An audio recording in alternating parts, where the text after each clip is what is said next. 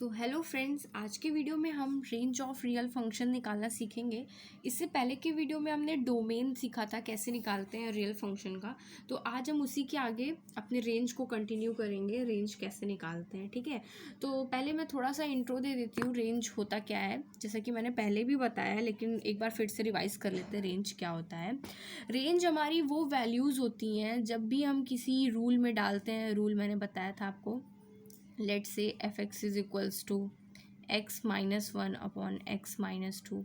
ये हमारा मान लो फंक्शन है, तो हम इसमें कोई भी वैल्यू डालेंगे, एक्स की हम कोई भी वैल्यू डालेंगे तो वो हमको एफ एक्स की अलग अलग वैल्यूज़ देगा। तो हमारा इससे ये तो प्रूव हो गया था कि ये हमारा फंक्शन है। लेकिन इसका डोमेन बताने के लिए कि ये एक रियल में फंक्शन है, इसमें कोई ऐसी वैल्यूज़ जो ना इंटरप्ट हो पाए, जो हमें गलत वैल्यू दे, इसको हमने ज़ीरो के इक्वल इक्वेट किया था। और इसलिए हम ज़ीरो, अगर जैसे इसमें हम टू रखेंगे तो नीचे ज़ीरो जाएगा, नॉट डिफाइंड।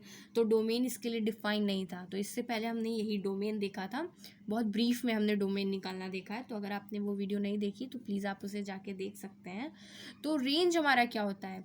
रेंज हमारा वो वैल्यूज़ होती हैं जो हम एक्स में वैल्यू पुट करेंगे तो जो हमें आउटपुट मिलेगा। ठीक है, इससे पहले भी हमने रेंज काफ़ी निकाला था, बट हमने इन द फॉर्म ऑफ सेट निकाला था, कार्टेशियन प्रोडक्ट का निकाला था हमने रेंज। ठीक है, बट अब हम रियल फंक्शन का रेंज निकालेंगे। जैसे मैं आपको थोड़ा सा याद करा देती हूँ। सपोज हमारा सेट था 1,2, 3,4, 5,6। ठीक है, तो ये हमारा रेंज था, ये हमारा कार्टेशियन प्रोडक्ट था। तो हम इसमें रेंज क्या लिखते थे अपना? 2, 4, 6। तो हमारा रेंज क्या हो जाता था? 2, 4, 6, राइट। तो इसी तरह जो भी वैल्यूज़ हम रखेंगे और जो हमें आउटपुट मिलेगा वो हमारा रेंज होगा उस फंक्शन का। ठीक है, तो अब रेंज हमें रियल फंक्शन के लिए कैसे निकालना है? हम कार्टेशियन प्रोडक्ट और रिलेशंस के लिए तो बहुत इजीली निकाल सकते थे, क्योंकि हम वैल्यूज़ एक दो पुट करके देख लेते थे कहाँ तक जा रहा है, तो उससे हमें इजीली मिल जाता था। But for the real function ये थोड़ा सा टिपिकल हो जाता है। ठीक है, but let me explain it. Okay, तो चलो एक पहला क्वेश्चन ईजी सा देखते हैं ताकि आपको समझ में आए। Now the first question is fx is equals to x minus 2 upon 3 minus x. और ये क्वेश्चन आपके आर डी शर्मा का भी क्वेश्चन है। ठीक है, तो जस्ट लेट्स केयरफुल।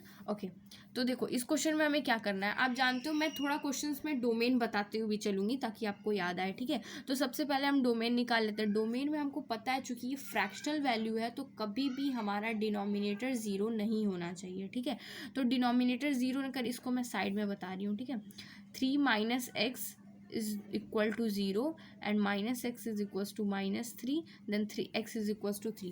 मतलब इस फंक्शन के लिए कभी भी हमारी x की वैल्यू 3 नहीं होनी चाहिए।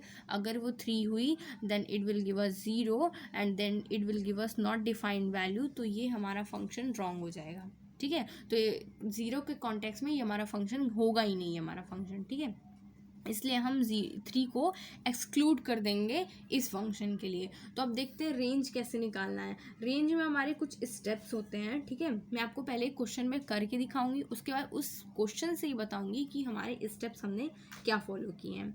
तो सबसे पहले हमने इसको लेट y इक्वल टू लिख दिया x minus 2 upon 3 minus x. ये हमने y इक्वल टू, हमने कुछ नहीं किया, हमने बस y इक्वल टू इसकी वैल्यूज़ लिख दी। ठीक है, अब हमको क्या करना है? अब हमको जैसे हमारा x in the terms of y लिखा हुआ है वैसे ही हमको उल्टा करना है। ठीक है, हमारा y in the terms of x लिखा है ना, हमको अब x in the terms of y लिखना है। ठीक है, तो चलो हम पहले क्रॉस मल्टीप्लाई कर लेते हैं। तो क्या हो जाएगा? 3y minus X Y is equals to X minus 2। ठीक है, तो x को अब हमें एक साथ करना है, तो 3y plus 2 is equals to X Y plus X हम कॉमन ले लेंगे, y plus 1 is equals to 3y plus 2। Okay, तो x is equals to 3y plus 2 upon y plus 1। तो ये फंक्शन हमारी, अब ये हमारा बहुत हेल्प करने वाला है रेंज निकालने में। तो हमने क्या किया, जो भी हमारा फंक्शन था उसको हमने y के इक्वल रखा और अब हमने सारी ही वैल्यू को in the form of Y कर लिया, X in the form of Y कर लिया, ठीक है। तो अब ये करने के बाद अब आप देखो, जैसा आप डोमेन में कॉन्सेप्ट था ना, इसलिए हमारा डोमेन पहले समझना बहुत ज़रूरी था। अब डोमेन में क्या कॉन्सेप्ट था कि अगर हमारे पास फ्रैक्शनल वैल्यू है तो हमारा डिनोमिनेटर ज़ीरो नहीं होना चाहिए, तो सेम वैल्यू यहाँ पे भी आ गई, ठीक है, कि x, अब ये जो हमारा है अगर हम इसको ज़ीरो के इक्वेट करेंगे तो y इज इक्वल्स टू हमारा -1 हो जाएगा, ठीक है। तो y जब हमारा -1 हो जाएगा, y + 1 equal to 0 and y will -1, तो ये हमारा फंक्शन नॉट डिफाइन हो जाएगा, ठीक है। तो जब हम रेंज लिखेंगे, इसका रेंज, इससे हमें क्या कंक्लूजन मिलता है, इससे हमें ये कंक्लूजन मिलता है कि हम in the place of Y इस दुनिया की कोई भी वैल्यू रखें रियल नंबर में, वो हमको मिलेगा, वो हमारे लिए डिफाइन होगा। लेकिन अगर हमने जहाँ -1 रखा तो ये हमारा 0 हो जाएगा और ये हमारा नॉट डिफाइन। तो मतलब रेंज अगर हमारा पुट नहीं हो रहा है तो हमें आउटपुट भी नहीं मिलेगा। रेंज एक तरह से हमारी आउटपुट वैल्यू ही तो होती है। तो जब रेंज हमारा इनपुट में ही नॉट डिफाइन हो जा रहा है तो आउटपुट ऑब्वियसली नहीं मिलेगा। इसलिए हम रेंज को क्या लिखेंगे, all the real numbers -1 in the bracket. So ये हमारा आंसर हो गया, इस क्वेश्चन का है हमारा ये आंसर हो गया। तो जब फ्रैक्शनल वैल्यूज़ के लिए ये ईजी होता है रेंज निकालना, ठीक है। हमें प्रॉब्लम कहाँ होती है, हमें अंडर रूट वैल्यूज़ में प्रॉब्लम होती है। तो अभी मैं सारी क्वेश्चन में आपको अंडर रूट वैल्यूज़ के कराऊंगी, ठीक है। तो एक बार हमने देख लेते हैं हमने किया क्या है, स्टेप्स, मैंने कहा था ना स्टेप्स। तो सबसे पहले हमको इसको y के इक्वल रखना है, ठीक है। उसके बाद हमें पूरा इक्वेट करके इन द फॉर्म ऑफ, इसको पूरा डिपेंडेंट करके x इक्वल टू के फॉर्म में लाना है कि हमारा x एक तरफ और सारी वैल्यूज़ हमारी एक तरफ, ठीक है। उसके बाद हमें देखना है कि कहीं कोई ऐसी तो वैल्यू नहीं है जिससे हमारा जो ये फंक्शन हमने अभी निकाला है वो नॉट डिफाइन हो रहा है, ठीक है। तो वो जो फंक्शन नॉट डिफाइन होगा उसको हम अपने रेंज के वैल्यू से एक्सक्लूड कर देंगे और वही हमारा आंसर हो जाएगा, ठीक है। तो आई होप आपको इतना क्लियर हुआ होगा। तो चलो हम एक अंडर रूट क्वेश्चन लेके देखते हैं, ठीक है। यहीं पे मैं आपको बता रही हूँ एक under root question. Second one is f(x) equal to 1/√x-5, ठीक है। सो ये आपका क्वेश्चन है और ये आपका अंडर रूट में भी है और हमारा अंडर रूट डिनोमिनेटर में भी है। सो आपको इसमें बहुत केयर करनी है। तो सबसे पहले वही स्टेप हम फॉलो करेंगे। हमें y इज इक्वल्स टू क्या करना है, 1/√x-5, ठीक। अब हमें क्या करना है, x को एक तरफ और सारी वैल्यूज़ को एक तरफ लिखना है, ठीक है। यही तो हम इसमें भी करते थे ना, इसीलिए मैं आपको इसके सामने बता रही हूँ ताकि आप देख सको कि सिमिलरिटी क्या है और कुछ स्टेप्स तो एकदम सेम होते हैं, ठीक है। तो देखो अब हमको y को, अब जब तक हम नहीं कर पाएंगे तब तक हमारा स्क्वायर रूट, क्योंकि हमारे स्क्वायर रूट में है, ऐसे तो हम कर नहीं सकते, हमारा और कॉम्प्लिकेटेड हो जाएगा। तो let's square the both side, ठीक है। तो y² अपॉन 1 ये हमारा हो गया। अब हम क्रॉस मल्टीप्लाई करेंगे, ठीक है। तो क्रॉस मल्टीप्लाई करेंगे तो हमारा क्या हो जाएगा, 1 इक्वल टू xy² -5y², ठीक है। हमने क्रॉस मल्टीप्लाई किया और हमने कुछ भी नहीं किया तो हमको ये मिल गया। अब हमको x को एक तरफ लिखना है। तो जब हम x को इस तरफ लिखेंगे तो 1 + 5y² अपॉन y², ठीक है। अब हमारी ये वैल्यू आ गई, इसी की हमको ज़रूरत थी। अब अगर आप यहाँ तक पहुँच गए तब आपको ज़्यादा डिफ़िकल्टी नहीं होगी आपको रेंज तक पहुँचने में, ठीक है। आप यहाँ तक बस आपको ने क्या किया, आपने एक y को, जो फंक्शन था हमने उसके y को इक्वल रखा और x को हमने एक तरफ और हमारी सारी वैल्यूज़ को एक तरफ किया, ठीक है। बस आपको यहीं तक ज़्यादा पहुँचना है, उसके बाद देखते हैं क्या करना है, ठीक है। अब इस फंक्शन में देखो क्या कोई ऐसी वैल्यूज़ तो नहीं है जिसके लिए ये फंक्शन हमारा नॉट डिफाइन हो रहा है। तो ऑफकोर्स ऐसी वैल्यू है यहाँ पे। ऐसी वैल्यू कौन सी है, अगर हमारा y इक्वल टू सपोज 0 हो गया तो ये हमारी नॉट डिफाइंड वैल्यू हो जाएगी, ठीक है। तो इससे अब हमें क्या पता चलता है कि जो हमारा ये, अगर हम y लिखेंगे तो y कभी भी हमारा 0 नहीं होना चाहिए, ठीक है। तो अगर सपोज, अब यहाँ पे थोड़ा सा ध्यान दीजिएगा आप, ठीक है। अगर ये हमारी कोई भी फ्रैक्शनल रियल फंक्शन होता, इस तरह का होता, तो हम डायरेक्ट आंसर क्या लिख देते, range is equals to real -0, ठीक है। लेकिन यहाँ पे हमारे क्वेश्चन में अंडर रूट है, एक ट्विस्ट है, हमारा अंडर रूट है। और अंडर रूट आप जानते हो अंडर रूट के बारे में भी, कभी भी अंडर रूट हमारा नेगेटिव नहीं होना चाहिए। लाइक अगर मैं आपसे इसकी वैल्यू पूछूं तो आप बोलोगे मैं कॉम्प्लेक्स नंबर में जाऊंगी, नहीं, मैंने आपको प्रीवियस वीडियो में बताया था कि हम यहाँ पे रियल फंक्शन, रियल वैल्यूज़ की बात करेंगे, ठीक है। तो अगर हम -5 की कोई भी रियल वैल्यू नहीं आती है, आप आगे पढ़ोगे कि ये कॉम्प्लेक्स नंबर के फॉर्म में हो जाता है, ठीक है। तो कॉम्प्लेक्स नंबर अभी हमें यहाँ पे नहीं देखना है, हमें सिर्फ रियल फंक्शन के बारे में बात करना है। तो इससे हम क्या कंक्लूड निकाल सकते हैं कि अंडर रूट के अंदर की जो वैल्यूज़ वो हमेशा पॉजिटिव होनी चाहिए, वो कभी भी नेगेटिव नहीं होनी चाहिए। तो उसको हम यूज़ करेंगे। उसको हम कैसे यूज़ करेंगे कि अगर अब हम रेंज लिख रहे हैं ना, रेंज में हम अपनी आउटपुट लिखते हैं, तो रेंज कह रहा है कि अगर हमारी क्वेश्चन में पहले ही अगर हमने नेगेटिव वैल्यू दे दी तो आउटपुट तो हमारा निकलेगा नहीं, तो वहाँ से हमारा आउटपुट नॉट डिफाइन हो गया, ठीक है। तो अभी हमारा माइनस के कॉन्टेक्स्ट में ये नॉट डिफाइन हो जाएगा, ओके। और हमारा यहाँ पे वाई भी कह रहा है कि हमारा ज़ीरो नहीं होना चाहिए, तो हमारा रेंज क्या है कि सारी पॉजिटिव वैल्यू, ठीक है। हम जब जब x की सारी पॉजिटिव वैल्यू रखेंगे तब तो हमें आंसर मिल जाएगा, है ना। तो इसलिए हम रेंज को क्या करेंगे, 0 से इन्फिनाइट। 0 को मैंने इंक्लूड नहीं किया है, मैंने ये वाले ब्रैकेट का यूज़ नहीं किया है। आप जानते हो ना, ये ब्रैकेट का मतलब इंक्लूड और ये ब्रैकेट का मतलब एक्सक्लूड, मतलब यहाँ से इसके और इसके अंदर की वैल्यूज़ को हमने लिख दिया, तो ये हमारा रेंज हो गया, ठीक है। आई होप आपको समझ में आया होगा। हमने यहाँ पे कुछ नहीं किया, हमने यहाँ पे सिंपल एक्स के फॉर्म में सारे को वाई लिखा, उसके बाद हमने एक्स देखा कि कौन सी वैल्यू नॉट सेटिस्फाई कर रही है, उसके बाद हमने इसमें देखा कि ये अंडर रूट वैल्यूज़ हैं, इसमें नेगेटिव नहीं होनी चाहिए। तो वैसे तो आंसर हमारा रियल नंबर आ रहा था, लेकिन चूंकि हमारा क्वेश्चन अंडर रूट में था, इसलिए हमने सारे ही जो नेगेटिव वैल्यूज़ थे उसको हमने पूरा अपने रेंज से हटा दिया और हमारा आंसर 0 और इन द इन्फिनिटी के फॉर्म में आ गया, जहाँ पर 0 एक्सक्लूडेड फॉर्म में है, ठीक है। क्योंकि यहाँ पे 0 हमारा डिफाइन नहीं हो रहा था, इसलिए 0 हमारा एक्सक्लूडेड फॉर्म में है, ओके। तो चलो एक और अंडर रूट का क्वेश्चन करते हैं, आपको और क्लियर होगा, ठीक है। So let's move on the third question.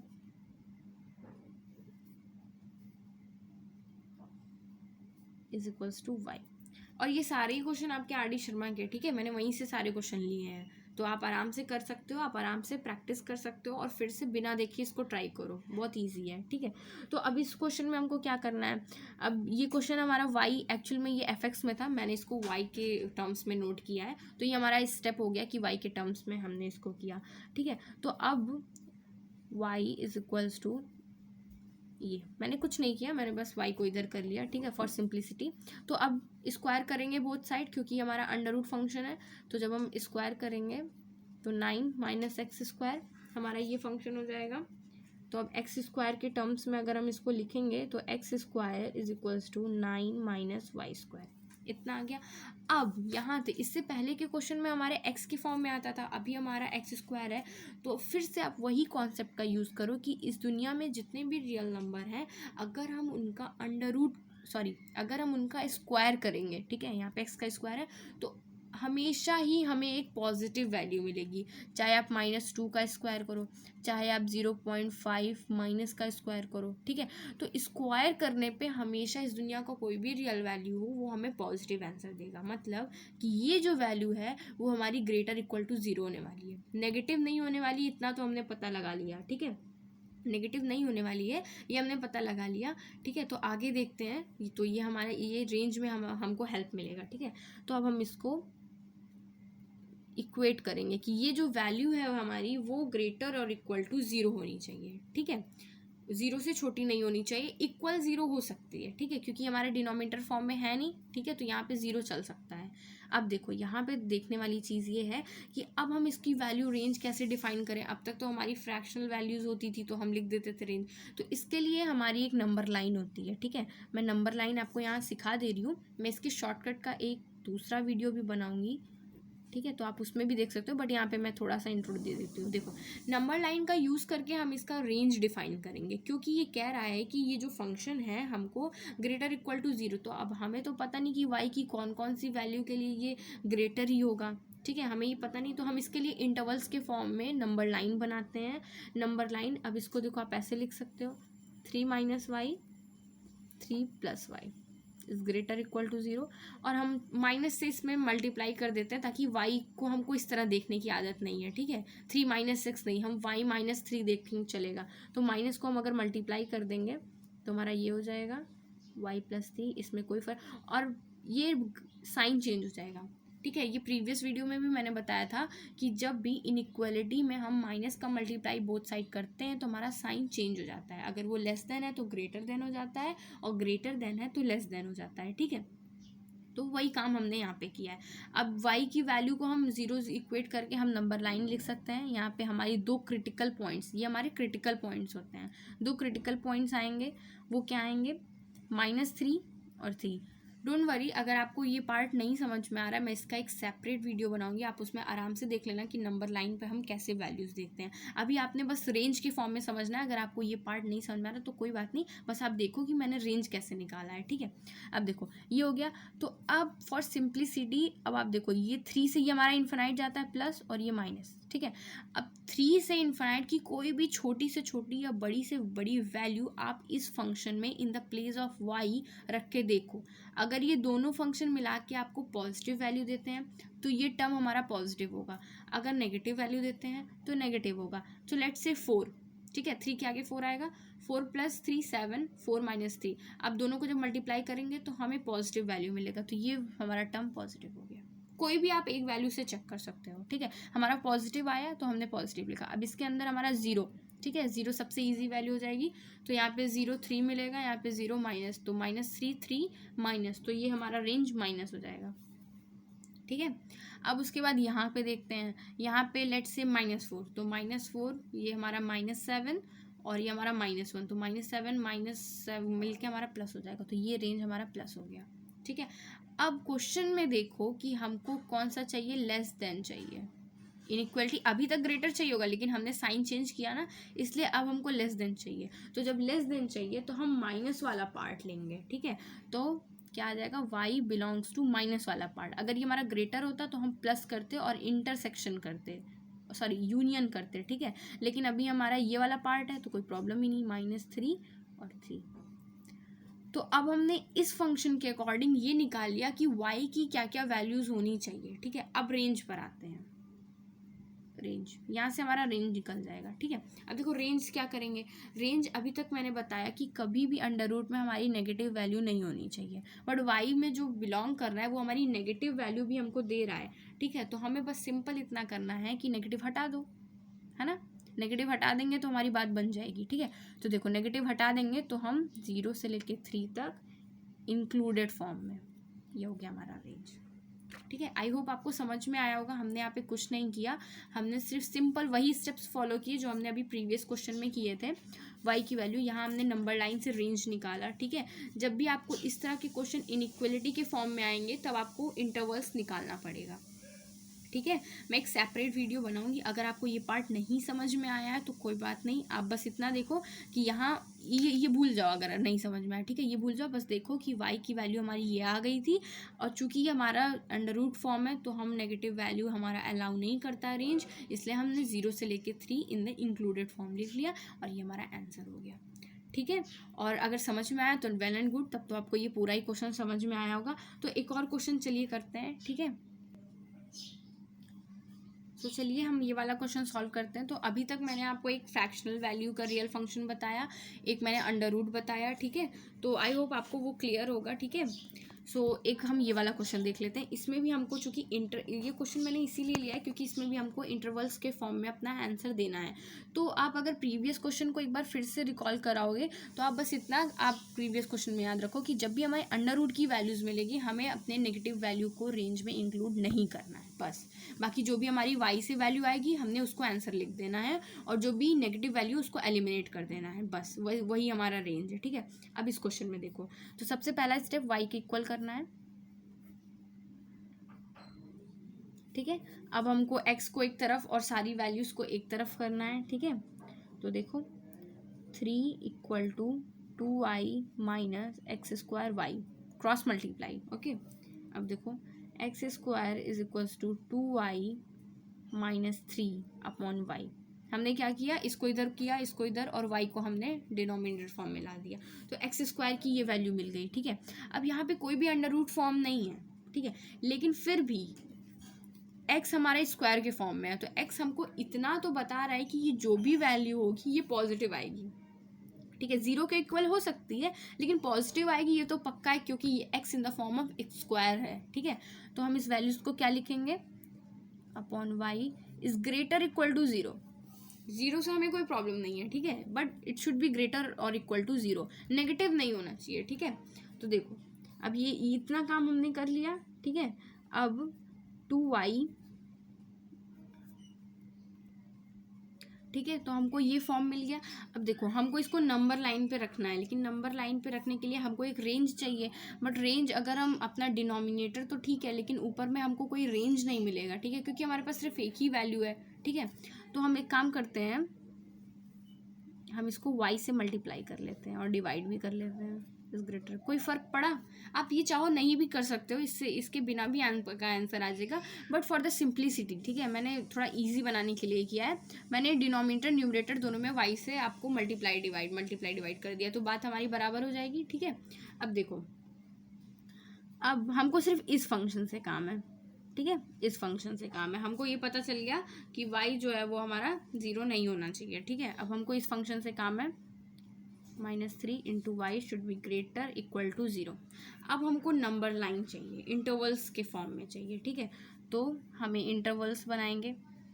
हमारे क्रिटिकल पॉइंट्स क्या क्या होंगे, y इक्वल टू 0 होगा। ठीक है, तो y इक्वल टू 0, और या तो y इसको 2y -3 को हम 0 के इक्वेट करेंगे, तो y इज इक्वल्स टू 3/2, मतलब 3/2 एंड 0।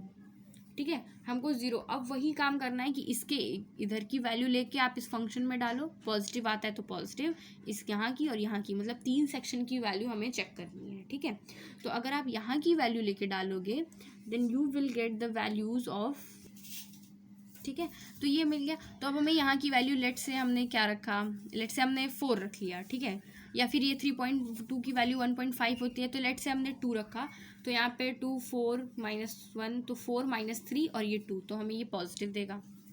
अब यहाँ पे सपोज हमने 1 रख लिया। ठीक है, तो 1 ये हमको नेगेटिव हो जाएगा। ठीक है, तो ये हमारा नेगेटिव हो गया। और सपोज यहाँ से ही -1 ले लेते हैं, तो ये हमारा माइनस तो मिलेगा, यहाँ से माइनस मिलके ये हमारा पॉजिटिव हो जाएगा। ठीक है, तो ये हमको मिल गया, ये हमारा प्लस इन्फिनिटी था और ये हमारा माइनस इन्फिनिटी, ये मिल गया। अब चूंकि ग्रेटर इक्वल टू फंक्शन में वैल्यू चाहिए, तो हम कौन सी वैल्यू लेंगे, प्लस वाली वैल्यू देंगे, हम माइनस वाली हटा देंगे वैल्यूज़। ठीक है, तो जब हम प्लस वाली वैल्यूज़ लेंगे तो हम क्या लिखेंगे, y बिलोंग्स टू -इन्फिनिटी से 0 यूनियन पॉइंट से इन्फिनिटी, ये हमारा y आ गया। ठीक है, ये हमारा क्या आ गया, ये हमारा y आ गया। अब जब हम रेंज लिखेंगे, हम जब इसमें रेंज लिखेंगे तो हम क्या लिखेंगे, रेंज, इतनी वैल्यू अगर आपकी आ गई तो समझो रेंज आ गया। ठीक है, अब रेंज ये हमारा कोई अंडर रूट फंक्शन नहीं है। ठीक है, इसमें हम नेगेटिव, बिल्कुल हमारी वैल्यूज़ क्या है, नेगेटिव अलाउड है। ठीक है, और 3.2 जो है ये क्रिटिकल पॉइंट है, तो ये एक्सक्लूडेड वैल्यू है। ठीक है, और 0 हम इंक्लूड नहीं करेंगे क्योंकि यहाँ हमारा 0 के लिए डिनाई हो रहा है फ्रैक्शन। ठीक है, 0 के लिए हमारा फ्रैक्शन सही नहीं बन रहा है, इसलिए हम 0 को एक्सक्लूड करके वैल्यूज़ लिखेंगे। तो हमारी रेंज की वैल्यू क्या आ जाएगी, -इन्फिनिटी से 0 यूनियन एक्सक्लूडेड फॉर्म में 3/2 से infinity, that is our answer. ठीक है, आई होप आपको समझ में आया होगा। इस क्वेश्चन में भी मैंने कुछ नहीं किया, इस क्वेश्चन में सिंपल हमने x in the form of, सबसे पहले y और x को इधर सेपरेट किया, उसके बाद चूंकि ये स्क्वायर में वैल्यू था तो ये ग्रेटर इक्वल टू, इसके सिंप्लिसिटी के लिए हमने ऊपर नीचे y से मैंने मल्टीप्लाई डिवाइड किया। इस वैल्यू को हमने नीचे से देख लिया कि हमको 0 नहीं इंक्लूड करना है, उसके बाद हमने देखा कि ये वैल्यू हमारी ग्रेटर देन 0 होनी चाहिए। सिंपल हमने नंबर लाइन पुट किया, मैंने आपको नंबर लाइन में वैल्यूज़ भी रख के दिखाई कैसे आपको पॉजिटिव नेगेटिव डिसाइड करना है। आपने देखा कि ये ग्रेटर देन 0 था तो आपने प्लस वैल्यू लिया, ये लिया। अब आपने रेंज रखा तो हमने इसको इंक्लूड कर दिया और 0 को इसकी वजह से एक्सक्लूड कर दिया, हमारा रेंज का आंसर आ गया। अब सपोज यही क्वेश्चन अब अगर हमारा अंडर रूट फॉर्म में होता, तो जो हमने नेगेटिव वैल्यू यहाँ ली है -इन्फिनिटी, हम इसको ना लेते, अगर होता तो हम सीधा यही वैल्यू लेते और यही हमारा आंसर हो जाता। ठीक है, तो रेंज जब भी निकालना है आपको अलग अलग, आपको पहले देखना है ये टाइप कौन सा है, उसके हिसाब से आपको चलना है। नेक्स्ट वीडियोस में आपको मॉडुलस फंक्शन के रेंज और डोमेन निकालना बताऊंगी, लॉग फंक्शन के, और भी जो क्वेश्चंस इंपॉर्टेंट है मैं वो सारे बताऊंगी। So if you like my videos then please do like, share and subscribe. Thank you so much.